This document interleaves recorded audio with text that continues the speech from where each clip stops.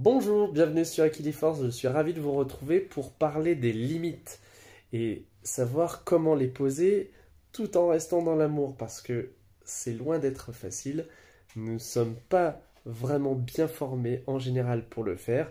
On le voit au niveau individuel mais aussi au niveau national avec les tensions, les guerres, les conflits qui malheureusement jalonnent l'actualité. Il est souvent question de territoire, il est souvent question de frontières, il est souvent question de faire respecter ces espaces, qui sont souvent des espaces virtuels d'une certaine façon, et qui sont l'héritage de notre passé. Et donc je pense que si on ne sait pas imposer ces limites, c'est déjà que, on n'a pas forcément besoin de le faire, on a juste besoin de les exprimer et d'essayer de créer une relation. Ce qui est pour moi très différent que de vouloir imposer. Si on ne sait pas le faire, c'est sans doute qu'on ne l'a pas appris et on n'a pas vu comment le faire pacifiquement dans notre entourage. Même avec sa propre famille, il peut y avoir vraiment de grosses tensions qui font que on n'est pas à l'aise pour dire ce qui est bon pour nous, ce qui nous ferait du bien, et là où il ne faut pas aller au-delà, si on veut rester dans ces termes. Et ce qui n'est pas évident dans une relation, comme le dit Jacques Salomé, c'est qu'il y a trois personnes, il y a toi, moi et la relation elle-même. Et donc chacun a sa responsabilité, chacun a d'une certaine façon une main sur la relation. Et, et on se rend bien compte que quand chacun campe sur ses positions, que ce soit au niveau des pays ou bien au niveau des égos individuels, on aboutit à des situations qui sont de l'ordre de la guerre, qui sont de l'ordre du conflit.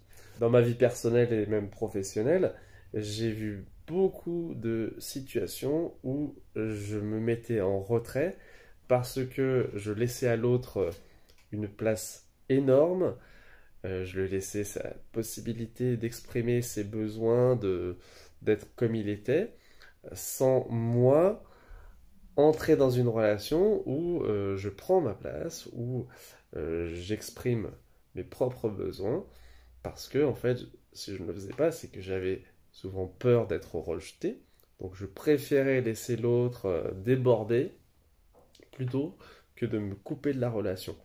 Et peut-être que ça vous est déjà arrivé parce que, en fait, c'est humain et on n'a pas toujours l'expérience, on n'a pas toujours les repères pour savoir que c'est tout à fait légitime de dire ce qui nous est nécessaire pour que la relation se passe bien.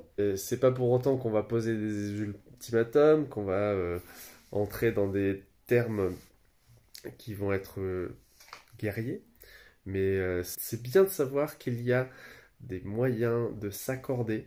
S'accorder, ça veut dire littéralement se mettre en relation de cœur avec l'autre, en relation cordiale. Et je pense que si le monde est violent, si notre environnement est violent, c'est souvent parce que le lien a été peu à peu, voire parfois brutalement, coupé. Et que on vit chacun de son côté et on ne vit pas en accord avec l'autre. On coexiste, mais c'est pas une relation épanouissante. Vous voyez? Et encore une fois, c'est à un niveau individuel comme à un niveau collectif. Si vous avez des questions, si vous avez des remarques à ce sujet, je suis vraiment preneur parce que j'imagine que vous avez vous aussi des moments où les limites sont un peu dépassées mais que vous ne savez pas comment le faire, ou si vous êtes hors de vous, eh bien à un moment donné il faut revenir à vous et donc à l'amour. Allez, salut et à bientôt sur Equiliforce.